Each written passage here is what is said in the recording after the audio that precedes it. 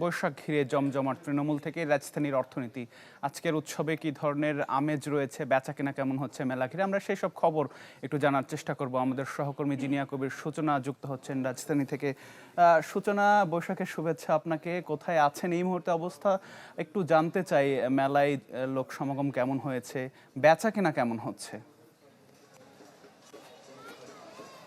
আপনাকেও প্রথমেই জানাচ্ছি নববর্ষের শুভেচ্ছা। এবং বৈশাখ মানেই কিন্তু নতুন কিছু, নতুনের আগমন, এবং বৈশাখ মানেই রঙিন উৎসব, বৈশাখ মানেই মেলা, এবং মেলা মানেই কিন্তু এক ধরনের বাণিজ্যের ব্যাপারও থেকে যায়। এবং 4-5 জুনে আমি আপনাকে যদি দেখাই যে বৈশাখ যেহেতু এবার তীব্র গরমে ভ্যাপসা গরম রয়েছে, সে কারণে কিন্তু অনেকে গামছা ফেরি করে ঘুরে বেড়াচ্ছে।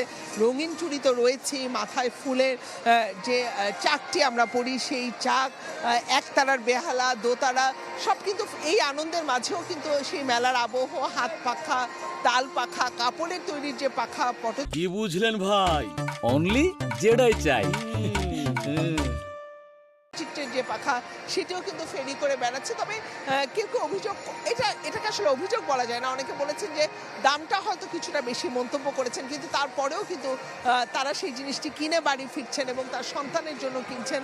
তিনি গ্রামীণ বাংলার ঐতিহ্যটি তুলে ধরতে চান, যে ঘূর্ণিটি রয়েছে, রঙিন ঘূর্ণি, কাগজের, সব মিলিয়ে কিন্তু একটা উৎসবমুখর পরিবেশ রয়েছে। এবং যে জিনিসগুলো অনেকে বলছেন যে 10 টাকার জিনিস হয়তো 40 টাকায় তারা কিনছেন, কিন্তু আসলে বৈশাখ বলে কথা, নতুনকে স্বাগত জানাতে কোনো কার্পণ্য করছেন না তারা। আর এই সুযোগে যারা বাণিজ্য করতে চাচ্ছেন, অর্থাৎ যারা একেবারেই তৃণমূল পর্যায়ে, যারা ফেরি করে বেড়ান পথে পথে, তাদের মুখের হাসিও কিন্তু থামছে না, কারণ তারা আসলে তাদের বাণিজ্যটা করতে পারছেন। এবং এই যারা পানি বিক্রি করছেন, আমরা আইসক্রিম বিক্রি হতে দেখেছি।